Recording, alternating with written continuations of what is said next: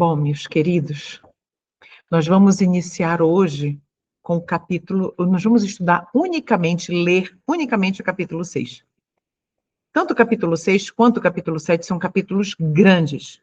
Então, hoje vamos estudar exclusivamente o capítulo 6 e na semana que vem, exclusivamente o capítulo 7. E vamos iniciar o capítulo 6 entendendo melhor o que significa adoração em espírito e em verdade. Nós já conhecemos este versículo bíblico que diz que o Senhor Deus está procurando adoradores, aqueles que o adorem em espírito e em verdade. Vamos entender melhor. No capítulo 6, vamos entender vários aspectos relativos à adoração e à vida no espírito. Tá bom? Então vamos lá. A última mensagem de Deus à humanidade é um chamado à verdadeira adoração. A adoração ao Criador, em contraste à adoração à besta, né? Como está descrito lá em Apocalipse 14. Então, a adoração ao Criador tem um formato, tem um princípio. Já a adoração à besta também tem um formato e um princípio. Vamos continuar. O sinal visível dessa adoração, nós sabemos da verdadeira adoração, o sinal visível é o sábado. Um memorial da criação e um lembrete da soberania de Deus. No entanto, a verdadeira adoração vai além de um simples ato externo. Vai além da guarda do sábado, como o dia santo do quarto mandamento. Trata-se, então, a verdadeira adoração, trata-se de uma atitude interna do coração. A verdadeira adoração sempre começa no coração. Então, vamos lá. Jesus esclareceu essa verdade ao dizer: no entanto, está chegando a hora, e de fato já chegou, em que os verdadeiros adoradores adorarão o Pai em espírito e em verdade. São estes os adoradores que o Pai procura. Deus está buscando estes adoradores. Deus é espírito, e é necessário que os seus adoradores o adorem em espírito e em verdade, como está lá em João 4, 23 e 24. Mas o que quer dizer isso? Adorar o Senhor em espírito e em verdade. Adorar em espírito significa adorar conscientemente e estar cheio do Espírito Santo. Já adorar em verdade implica viver uma vida inteiramente entregue a Jesus, que é a personificação da verdade. Eu sou o caminho, a verdade e a vida, como Jesus Cristo disse em João 14, verso 6. E isso também significa que Cristo deseja habitar em nós. Quando o Senhor Jesus Cristo aponta que Ele é o caminho, a verdade e a vida, Ele está nos dizendo: caminhe por este caminho, Cristo. Sigam esta verdade, Cristo. Busquem a vida, vida e abundância, mesmo aqui na terra, por meio de Cristo. Então, adorar em espírito significa conscientemente adorar e estar cheio do Espírito, buscar diariamente ser preenchido pelo Espírito Santo. E adorar em verdade é viver uma vida totalmente rendida, entregue a Jesus, que é a verdade. E depois disso, isso também significa que Jesus Cristo deseja habitar em nós e transformar nossa vida, conduzindo-nos à conformidade com a vontade de Deus, expressa em sua palavra. Santifica-os na verdade, a tua palavra é a verdade. João 17, 17. A tua lei é a verdade. Então, a lei de Deus é a verdade. A palavra de Deus é verdade. Então, se Cristo é o caminho, a verdade, a vida, Cristo também é a verdade. Então, quem segue a Cristo é santificado por Ele, que é a verdade revelada nas Sagradas Escrituras. Então, a lei de Deus foi guardada por Cristo. Ele deu a lei ali no Sinai para Moisés. Então, Cristo é a personificação da lei, que é a verdade. Se não cultivarmos uma verdadeira adoração agora, será que estaremos preparados para os momentos de prova que virão? Esse é um grande desafio para os cristãos carnais. Então, qual é o grande desafio para os cristãos carnais? Será que eles estarão prontos para a prova severa que virá em um futuro próximo? Não é? Então, por que que nós iniciamos o capítulo falando da verdadeira adoração? Adorar em espírito e em verdade. Porque se nós não cultivarmos essa verdadeira adoração, como está dizendo aqui, hoje, agora, nós não estaremos preparados quando os momentos de prova chegarem. Então, a verdadeira adoração, ela implica receber a chuva temporã. Quem não recebe a chuva temporã não recebe a chuva serôdia. Então, a transformação operada pelo Espírito Santo. Vamos tratar sobre isso agora. Estamos falando sobre a verdadeira adoração em espírito e em verdade. Então, nós precisamos compreender que transformação é essa que o Espírito Santo deseja operar. Quando o Espírito Santo habita em nós, ele reproduz em nossa vida o caráter e as obras de Cristo. Entende? Isso precisa ficar muito claro, que quando o Espírito Santo habita em nós, ele, o Espírito, reproduz em nossa vida o fruto dessa transformação. O fruto é o caráter e as obras de Jesus. Não tem outra vida que será reproduzida em nós quando o Espírito Santo habitar no nosso coração. Olha, vamos ver essa citação do Desejado de Todas as Nações, na página 112, que diz o seguinte: quando o Espírito de Deus toma posse do coração, ele transforma a vida. Os pensamentos pecaminosos são afastados, as más ações são renunciadas, o amor, a humildade, a paz tomam o lugar da ira, da inveja e da contenda. A alegria substitui a tristeza e o semblante reflete a luz do céu. Mas isso só acontece quando o Espírito Santo, ele toma posse do coração. Aí sim, ele é capaz de transformar dessa forma aqui a vida. A presença do Espírito Santo traz incontáveis bênçãos, enquanto a ausência do Espírito resulta em grandes deficiências e perdas espirituais. E é verdade. Viver sem ele, sem o Espírito Santo, significa permanecer em um estado de fraqueza espiritual, sem forças para enfrentar as provas e os desafios da fé. Uma pessoa que anda, que vive sem comunhão com Cristo, quando os embates da vida vêm, ela não consegue superá-los, combatê-los, porque ela não viveu com o Espírito Santo, submissa à ação do Espírito Santo. Então, é a presença do Espírito Santo que traz incontáveis bênçãos. Vamos avançar. Aí vem a pergunta importantíssima. Será que eu estou cheio do Espírito Santo? Será? Reflita sobre as seguintes questões. Então, agora, no meu livro, Guiados pelo Espírito, eu apresento várias perguntas para a nossa reflexão, tá bom? Então, vamos ver cada uma delas. Primeiro, a obra do Espírito Santo. Isso são as perguntas que nós precisamos fazer a nós mesmos.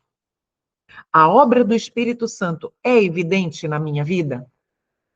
O Espírito tem me revelado a maravilha de Jesus e sua realidade em meu dia a dia? Entende?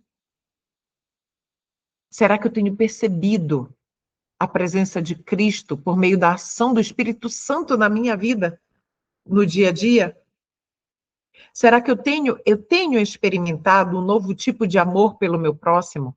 Ou eu continuo sentindo inveja, continuo sentindo rancor, continuo sentindo raiva, ódio, ira, impaciência, irritabilidade? Será que eu continuo sentindo essas coisas pelo meu próximo? E vou um pouquinho além. O nosso próximo, quando a gente fala assim, o próximo, a gente pensa que são as pessoas que estão próximas de nós, não. O nosso próximo, mais próximo, é o nosso cônjuge. São os nossos filhos, os nossos pais. Entende? Eu tenho experimentado um novo tipo de amor pelo meu próximo. Claro que tem também os amigos, os vizinhos e tudo mais, as pessoas com as quais nós nos relacionamos, não é? Mas eu tenho experimentado um novo tipo de amor por cada uma dessas pessoas. Eu sinto uma compaixão genuína e um profundo interesse por pessoas com as quais naturalmente eu não teria amizade. Será que o meu coração está mudando a tal ponto de ter compaixão por pessoas que eu não teria? Outra pergunta. Eu posso perceber a ajuda constante do Espírito Santo ao lidar com os outros? Eu consigo perceber que eu não reajo mais de determinadas maneiras quando eu sou ofendida, quando eu sou ferida, desrespeitada, atacada?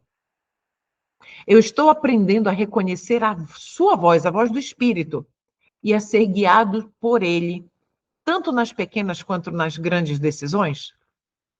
Você tem aí Romanos 8,14? A sua Bíblia está com você? Abra, por gentileza, em Romanos 8,14. Olha o que diz lá. Eu estou lendo aqui, eu estou lendo na versão King James, que diz assim: porque todos os que são guiados pelo Espírito de Deus, esses são filhos de Deus. Então, eu, como filha de Deus, eu tenho permitido que o Espírito Santo me guie? E reconhecer a sua voz dizendo, por exemplo, numa determinada situação, não fale nada, fique calada. Qualquer coisa que você falar vai piorar a situação. Não é? Será que nós estamos sendo sensíveis às impressões? Quando fala a voz, são as impressões do Espírito na nossa vida, na nossa mente? Eu tenho recebido forças do Espírito para compartilhar Jesus com outras pessoas e conduzi-las a Ele, a Cristo? O Espírito Santo tem me auxiliado em minha vida de oração, ajudando-me a expressar meus sentimentos mais profundos a Deus? Queridos, uma vida de oração, ela é guiada pelo Espírito também. Será que eu tenho permitido que o Espírito Santo me ajude a ter cada vez mais discernimento dos meus sentimentos, daquilo que eu sinto, para eu apresentar ao Senhor nas nossas conversas em oração? Essas perguntas não apenas nos convidam a uma autoanálise, mas revelam a profundidade da vida espiritual que Deus deseja nos conceder por meio do Espírito Santo. Ao reconhecermos nossas necessidades, somos levados a compreender que essa experiência não acontece, de forma automática ou passiva. Então, não é automático e não é passivo. Há uma cooperação necessária entre Deus e o ser humano, um ambiente interior que precisa ser preparado. E que ambiente interior é esse? A nossa vontade. O desejo de fazer a vontade de Deus e de permitir que Ele haja na nossa vida. Por isso, é essencial refletir sobre uma verdade fundamental para todo cristão. Que verdade fundamental é essa? Para que o Espírito Santo habite em nós, precisamos criar as condições adequadas. Opa, você já havia pensado sobre isso? Que para que o Espírito Santo habite em nós precisamos criar as condições adequadas? Vamos avançar. Ele não pode operar sem a nossa entrega ativa, a nossa entrega consciente, a nossa rendição. Um cristão não é um recipiente a ser preenchido apenas uma vez, mas deve buscar ser constantemente renovado pelo Espírito. Você já parou para pensar nisso? Que nós não somos um recipiente a ser preenchidos apenas uma vez, mas que todos os dias precisamos procurar a renovação espiritual por meio da comunhão com Cristo e do seu representante, o Espírito Santo? Precisamos pensar, né, mais a respeito. Quando negligenciamos essa entrega constante ao Espírito, deixamos espaço para que outra realidade se instale. Que outra realidade é essa? Uma forma de cristianismo que mantém as aparências, mas que carece de poder transformador. Queridos, isso aqui é o que há de mais triste na vida de um cristão. O cristão carnal, ele consegue fazer isso aqui, manter uma forma de cristianismo, manter as aparências. Por isso, no início da nossa leitura do livro, no início deste livro aqui, a gente trata exatamente disso, que o cristão carnal, ele consegue passar, transmitir a aparência de espiritualidade, de que ele é espiritual, por meio de ações externas, por meio de atividades missionárias, por meio disso, por meio daquilo, de várias coisas, né? Uma forma de cristianismo que mantém as aparências, mas que está ausente nessa pessoa, nessa vida, o poder transformador. É o cristianismo segundo a carne. Esse é o cristianismo segundo a carne. E o cristianismo segundo a carne, ele é permissivo, superficial e espiritualmente estagnado. Não há avanço. É aquela vidinha de sempre, é aquela situação de sempre. Não muda de jeito nenhum. Não há ganho espiritual, não há avanço, sabe? Essa condição não afeta apenas o indivíduo, que é cristão carnal, mas tem consequências profundas no testemunho e no ambiente espiritual ao nosso redor, especialmente entre os mais jovens. O cristão carnal não consegue manter a sua capa, como diz aqui, ó, manter a aparência, a forma de cristianismo. O cristão carnal não consegue manter isso por muito tempo. E os jovens percebem. Porque o jovem está, a maioria dos jovens, o que eles mais querem? Ver um cristianismo que funcione, ver um cristianismo que dá certo, que é coerente entre que existe coerência entre o professar e o viver. Precisamos, então, considerar com seriedade os efeitos desse tipo de vida cristã. E quais são os efeitos do cristianismo segundo a carne? Ah, isso aqui é muito sério. As consequências, os efeitos do cristianismo segundo a carne. O cristianismo carnal abre portas para um estilo de vida cristã permissivo e liberal. Vamos pausar bem aqui. Você já havia prestado atenção nisso? Queridos, não é para você olhar para os outros e analisar os outros. É para analisar sua própria vida. Será que eu, Cleuma, sou carnal, uma cristã carnal? Será que o meu estilo de vida cristã é permissivo, ou seja, abre várias exceções? Pode isso, pode aquilo? Não, não é bem assim, é assim. Liberal. Com boas intenções, mas sem discernimento espiritual, o indivíduo busca formas legítimas de fazer aquilo que na realidade não lhe é permitido. Ó, com boas intenções, mas sem discernimento espiritual. Esse que é o principal. O cristão carnal, o que é que ele busca? Ele busca formas legítimas de fazer aquilo que não é lhe permitido fazer. Ele procura justificar com alguma coisa, ou até mesmo na própria Bíblia, nos testemunhos, ele procura justificar a sua falta de discernimento espiritual nas suas decisões, nas suas escolhas, naquilo que ele quer fazer, mas que o Senhor Deus não quer que ele faça. Será que essa é a razão pela qual tantos jovens estão se afastando da fé? Será que por ignorância, por outro motivo, temos sido exemplos de cristianismo carnal para nossas crianças e jovens?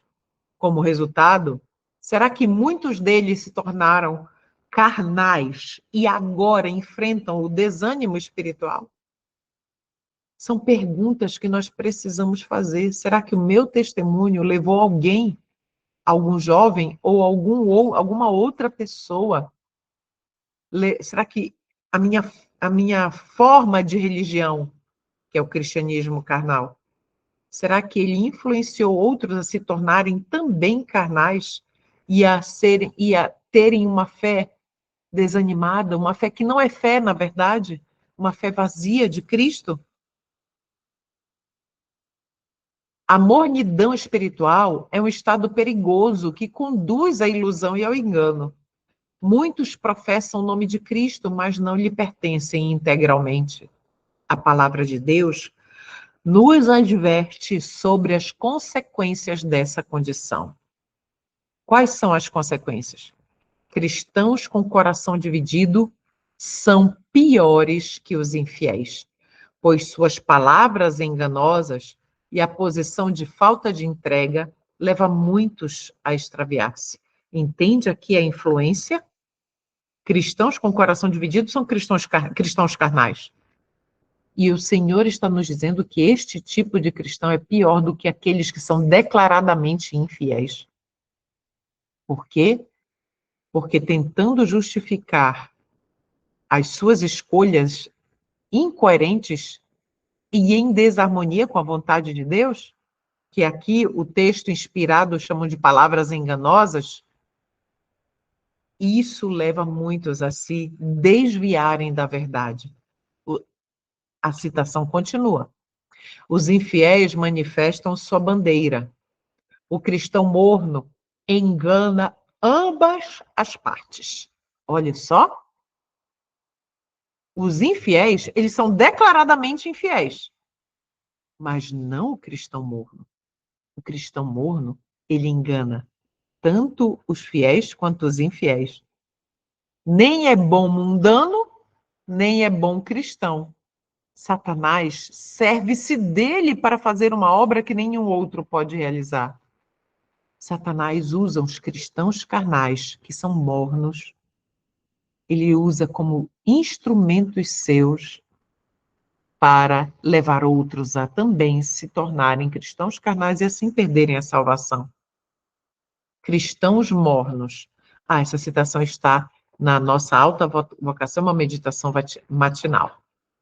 Cristãos mornos permanecem presos a uma forma de religiosidade vazia, sem experimentar a transformação real que vem da comunhão viva e diária com Cristo. Não experimentam. Onde está a salvação? Na comunhão viva e diária com Cristo.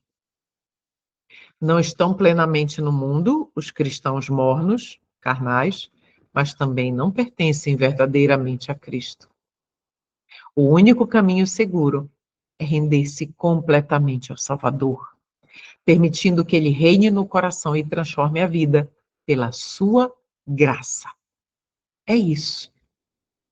Por outro lado, quando estamos espiritualmente vivos, agora é total oposto, não apenas experimentamos essa transformação, mas também podemos guiar nossas crianças no caminho da verdadeira vida cristã. Ellen White nos lembra da necessidade de ensiná-las a buscar auxílio divino. Então vamos ver? Olha só o que o Senhor nos exorta. Orientação da criança, página 40. Ensinai vossos filhos que eles têm o privilégio de receber cada dia o batismo do Espírito Santo. Olha, como é que nós recebemos? Será que nós estamos ensinando nossos filhos que receber o batismo do Espírito Santo buscar a comunhão com o Espírito por meio de comunhão com Cristo por meio do Espírito todos os dias de manhã cedo no devocional pessoal? Que Cristo ache em vós sua mão auxiliar a fim de executar os seus propósitos na educação de filhos. Pela orientação, podeis adquirir uma experiência que faça do vosso ministério em prol dos vossos filhos um perfeito êxito. Muitos pais ensinam seus filhos a orar, mas será que instruem a clamar diariamente pelo Espírito Santo? Será que nós estamos educando os nossos filhos a fazer isso? A clamar todos os dias pelo batismo do Espírito Santo e pelo próprio Espírito Santo para que ele habite em nós? Ou será que eles próprios ainda não compreenderam a necessidade dessa súplica? Pais espirituais criam filhos espirituais. Pronto! Quando nossos filhos aprendem a depender do Espírito de Deus, tornam-se herdeiros das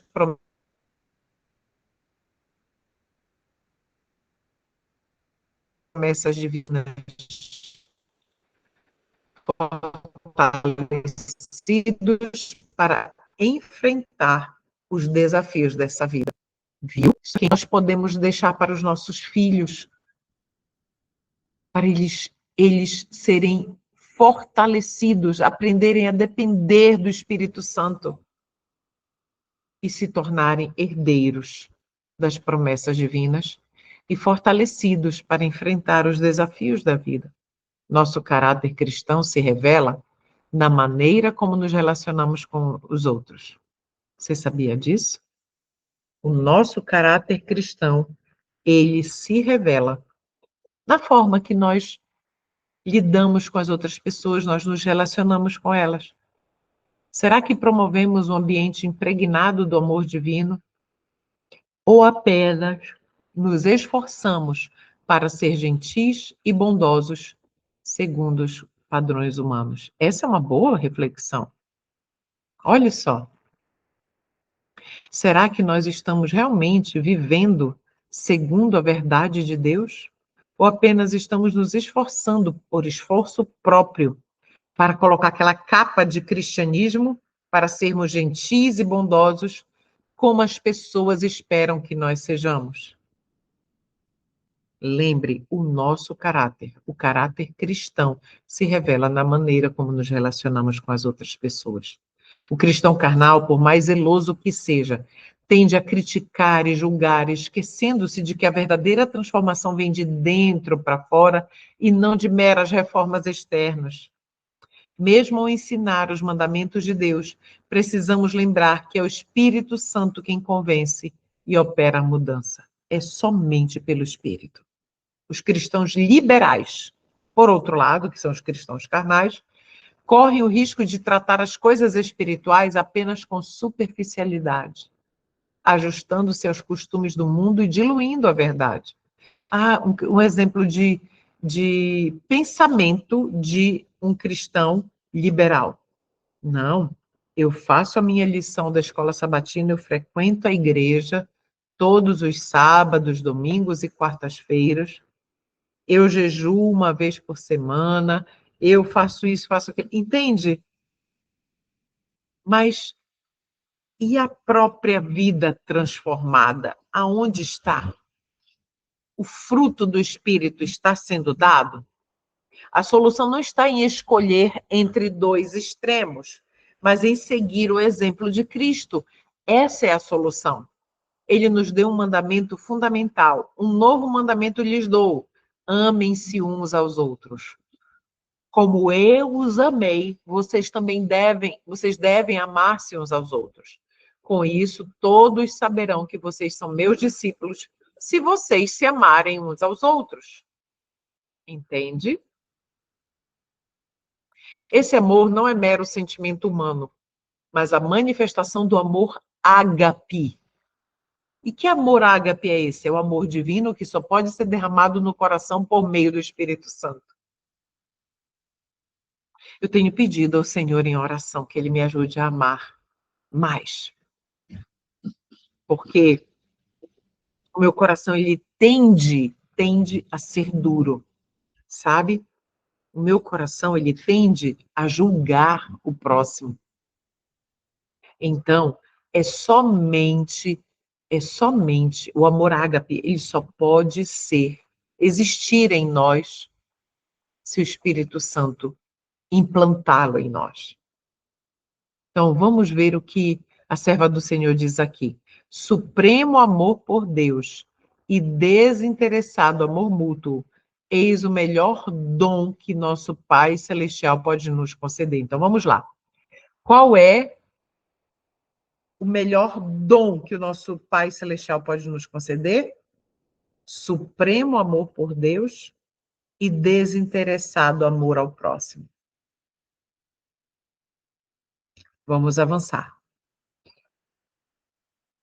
Esse amor não é um impulso, mas um princípio divino, um poder permanente. O coração não consagrado não o pode criar ou produzir. O coração não consagrado não pode produzir e não pode criar o amor ágape. Ele somente é achado no coração em que Jesus reina. Entendeu? Somente pode, o amor ágape só pode ser achado num coração em que Jesus reina.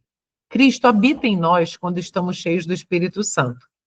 Um cristianismo verdadeiramente espiritual não apenas fortalece a comunhão com Deus, mas também nos capacita a viver em resposta às orações que elevamos ao Senhor. Então, isso é o que acontece quando estamos cheios do Espírito Santo. Acontece o quê? Um cristianismo verdadeiramente espiritual. Aquele que é guiado pelo Espírito não está preso ao farisaísmo ou à justiça própria. Pecados que arruinaram a nação judaica. O que arruinou a nação judaica? O farisaísmo e a justiça própria. Mas reflete a imagem de Cristo em sua vida. Então, aquele que é guiado pelo Espírito reflete a imagem de Cristo em sua vida. O plano divino para o crescimento espiritual, ele é progressivo, ele não é estancado, estanque. Ele avança progressivamente. Este plano que o Senhor Deus tem para mim e para a sua vida, para nós crescermos espiritualmente. E o Espírito Santo nos conduz por diferentes etapas dessa jornada. É nesse contexto que se torna essencial compreender o papel da chuva temporã e da chuva serôdia, que são os símbolos do agir do Espírito ao longo do tempo, preparando o coração para a maturidade espiritual e para o grande derramamento final. Entendeu? Então, olhe só. Por que eu havia dito que quem não recebe a chuva temporã não recebe a chuva serôdia? Porque a chuva temporã, ela prepara, a chuva do Espírito, a primeira, ela prepara o solo, prepara a sementinha para crescer. Ela está ali. Então, a chuva temporã está regando por meio do discernimento do que precisamos render a Deus para que Ele transforme em nós. Mas, neste caminhar vai chegar algum momento em que nós vamos estar tão íntimos de Jesus que nós simplesmente vai ser natural fazer as coisas que o Espírito deseja que façamos. Então, a chuva serôdia e a chuva temporã são símbolos do agir do Espírito ao longo do tempo, preparando o coração para a maturidade espiritual e para o grande derramamento final. Então, o Espírito Santo, o que nós já vimos até aqui? Que sem chuva temporã não há chuva serôdia. A chuva temporã é o primeiro derramamento do Espírito que leva o crente à maturidade espiritual necessária para, no tempo devido, receber a chuva serôdia. Entendeu o que a chuva temporã faz? É o primeiro derramamento do Espírito e que amadurece a vida espiritual do crente. Sem essa preparação inicial, não há crescimento genuíno, nem a possibilidade de ser plenamente transformado. Então, nós precisamos hoje da chuva temporã. A chuva serôdia, amadurecendo a seara da terra, representa a graça espiritual que prepara a igreja para a vinda do Filho do Homem. Mas a menos que a chuva temporã haja caído, não haverá vida. Entende? Perdão. Só há vida se houver a chuva temporã primeiro. a ramagem verde não brotará. Se a chuva temporã não fizer seu trabalho, a serôdia não desenvolverá a semente até a perfeição. Entende? É um caminhar com o Espírito, diário. É fundamental que o Espírito Santo tenha liberdade para operar em nós hoje, moldando-nos e santificando-nos, pois somente assim estaremos preparados para o derramamento final de sua graça e para a volta de Cristo. Essa obra presente do Espírito não apenas nos prepara para a chuva serôdia e a volta de Jesus, mas também realiza em nós um processo contínuo e indispensável. Que processo é esse? A santificação. Então, o Espírito Santo precisa nos dar liberdade para operar em nós hoje, moldando-nos e santificando-nos, pois somente assim estaremos preparados para o derramamento final. É um processo, é o processo da santificação. Então, vamos entender melhor essa inter-relação entre o Espírito Santo e a santificação? A santificação não é fruto do esforço humano, nem o resultado de uma vida regrada por regras externas. Entendeu? Isso não é santificação. Ela é, na verdade, a consequência natural da verdadeira fé. E qual é essa consequência natural da verdadeira fé? Uma fé que se apropria de Cristo como Salvador pessoal e que permite que o Espírito de Deus habite plenamente no coração. Onde Cristo habita, há santidade. Grave essa frase. Onde Cristo habita, há santidade. Onde o Espírito tem liberdade para atuar, ali há transformação. Então, onde o Espírito consegue alcançar o nosso coração, que é a nossa mente, então há a transformação. Esse processo não é um meio de conquistar o favor divino, não, mas sim o efeito da graça recebida. O cristão genuíno, o cristão sincero, ele vai receber a graça e vai crescer em santificação, crescer em santidade. Não há mérito na santificação, pois ela não é algo que o ser humano produz, então o ser humano não consegue produzir santificação. É Deus quem a realiza na alma divina. O crente que crê verdadeiramente em Cristo deixa de confiar em si mesmo e passa a depender inteiramente do poder do alto. É o Espírito que opera a mudança de dentro para fora, moldando o caráter, segundo a imagem de Cristo. Então, santificação não é perfeição instantânea. Plim, plim, pronto. Transformou, é santo. Não. Mas uma jornada de crescimento na graça. Isso é santificação. Uma jornada de crescimento na graça. Não é a causa da salvação, mas a evidência de que Cristo já reina no coração. É assim que o Evangelho cumpre sua promessa. E que promessa é essa? Não apenas de perdoar o pecado, mas de nos libertar do domínio do pecado. Né? Então, o relacionamento pessoal com Cristo, nisso tudo é fundamental. A vida eterna não é conquistada por conhecimento teológico ou esforço humano, mas nasce de um relacionamento íntimo e real com o Salvador. Jesus mesmo revelou essa verdade ao dizer o seguinte: e a vida eterna é esta, que te conheçam a ti só, por único Deus verdadeiro, e a Jesus Cristo a quem enviaste. É tudo o que precisamos. Tudo estar com Jesus. Conhecer a Deus, segundo a Bíblia, vai muito além de compreender doutrinas. Viu? Trata-se de uma experiência de comunhão viva, um vínculo profundo e pessoal com o Redentor. É um conhecimento que transforma, é um conhecimento que transforma porque envolve entrega, amor e confiança. É a vida de Cristo unindo-se à alma pela fé. Viu? Então, tudo é pela fé.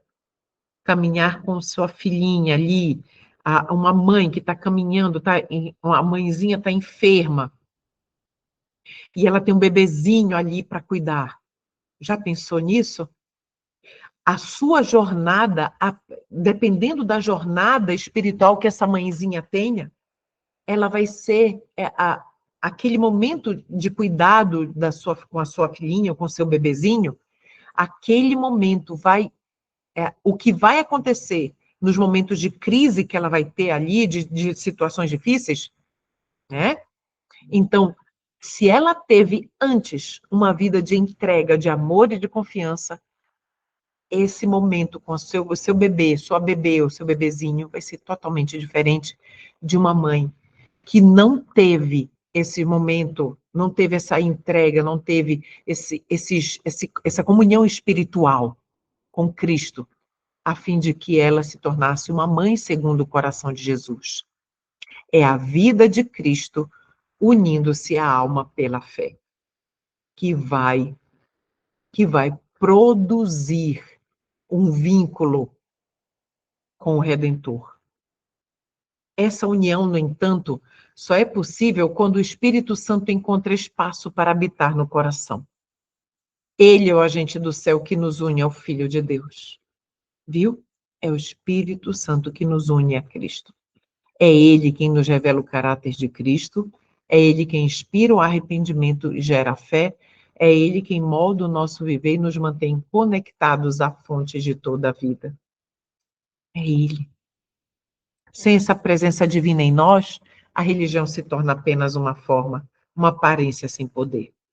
Mas quando buscamos diariamente a presença do Espírito, quando abrimos o coração à sua atuação, então somos conduzidos a um nível mais elevado de vida espiritual.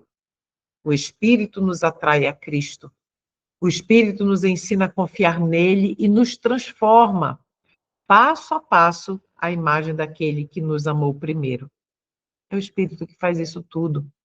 Se desejamos uma fé autêntica, não apenas professada, mas vivida, precisamos cultivar essa comunhão viva com Deus. Somente a presença constante do Espírito pode tornar real a nossa experiência cristã, elevando-nos de um cristianismo superficial para uma vida plenamente espiritual, moldada pela graça e sustentada pelo Salvador Jesus Cristo. É isso que você deseja? Isso é o que eu mais desejo na minha vida. Ter uma vida plenamente espiritual. É uma jornada, não é? E não é uma jornada fácil, porque o eu sempre vai tentar nos desviar desse objetivo. Então, a justificação pela fé, que é a mensagem final de Deus.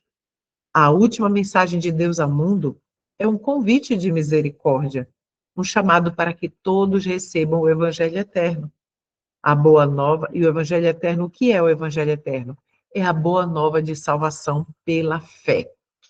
Essa mensagem é descrita nas palavras do primeiro anjo de Apocalipse. Vi outro anjo voando pelo meio do céu, e tinha o Evangelho eterno para o proclamar aos que habitam sobre a terra.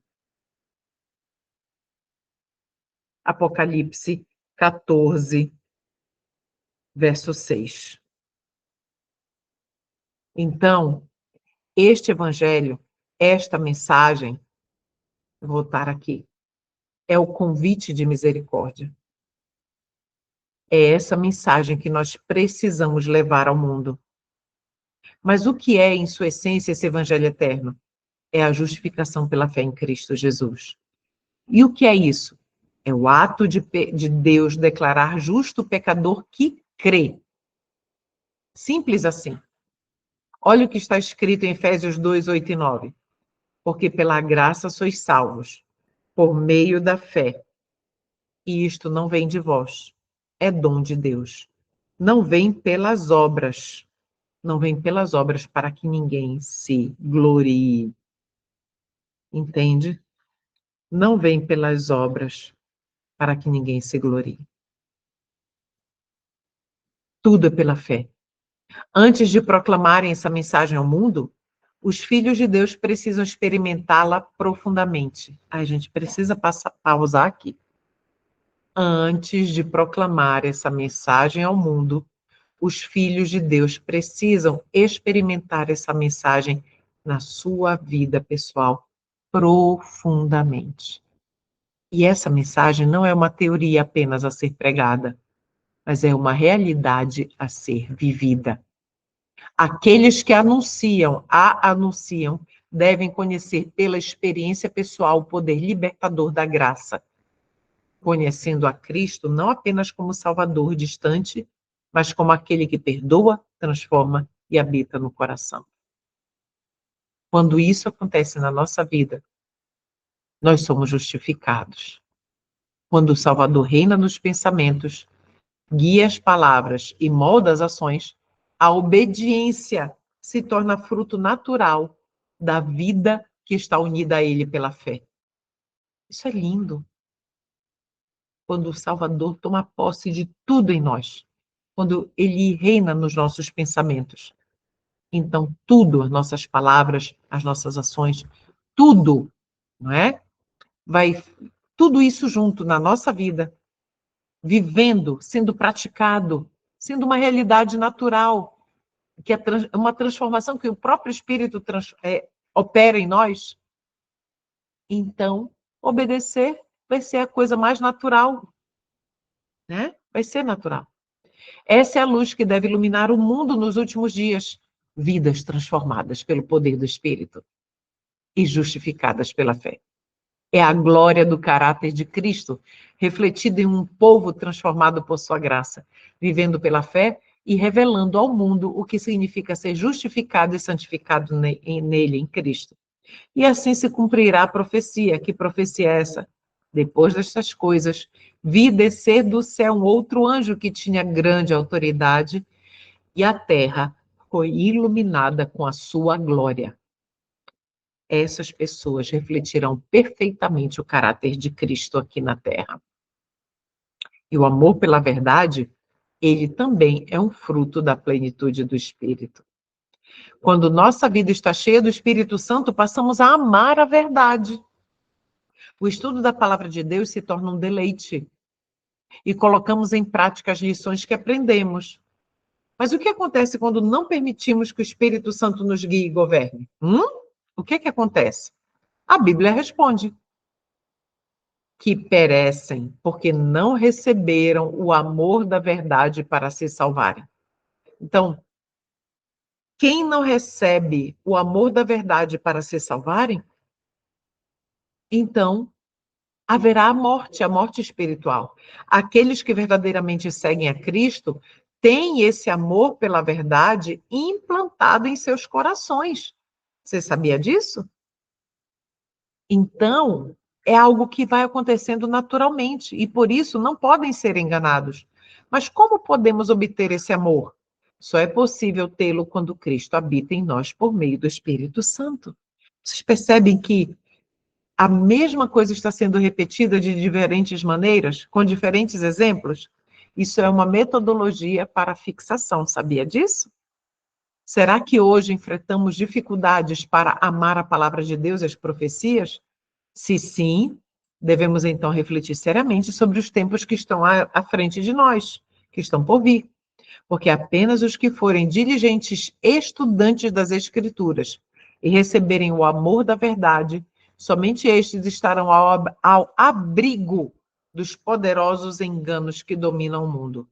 Acha-se hoje o povo de Deus tão firmemente estabelecido em sua palavra que não vem a ceder às evidências dos seus sentidos? Porque os nossos sentidos são enganosos. Isso está lá no Grande Conflito, na página 625. Deus não exige que descubramos toda a verdade por conta própria, mas o Senhor Deus sim nos convida a amar a verdade que Ele apresenta a nós. Esse amor pela verdade, concedido por Deus àqueles que se rendem ao seu Espírito, olha, aqui tem uma informação importante. O amor à verdade só é concedido por Deus àqueles que se rendem ao seu Espírito. Então, esse amor da verdade não permanece apenas no plano do sentimento ou da teoria. Ele produz resultados visíveis e concretos na vida da pessoa. A fé verdadeira, guiada pelo Espírito, sempre vai gerar frutos. Grave isso também. A fé verdadeira, guiada pelo Espírito, sempre gera frutos. Nós não podemos esquecer isso. Então, grave isso. A fé verdadeira, guiada pelo Espírito, obrigatoriamente vai gerar frutos. Que o Senhor nos ajude a gerarmos estes frutos.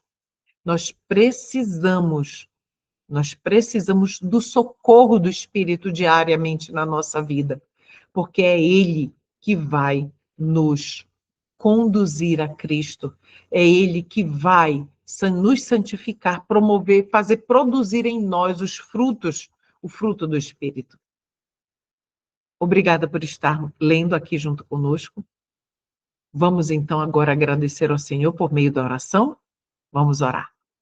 Senhor Jesus Cristo, o Senhor tem nos dado o privilégio imenso de lermos a Tua verdade, de meditarmos em verdades que santificam e que nos salvam. Nos ajude, por favor, Senhor, em tudo que precisamos decidir. E a principal decisão é estar na Tua presença na madrugada, para adorar o Senhor em espírito e em verdade. Nos ajude, Pai. Obrigada por já nos ouvir. Dá a cada um dos que aqui estão uma boa noite de sono restaurador. Em nome de Jesus. Amém.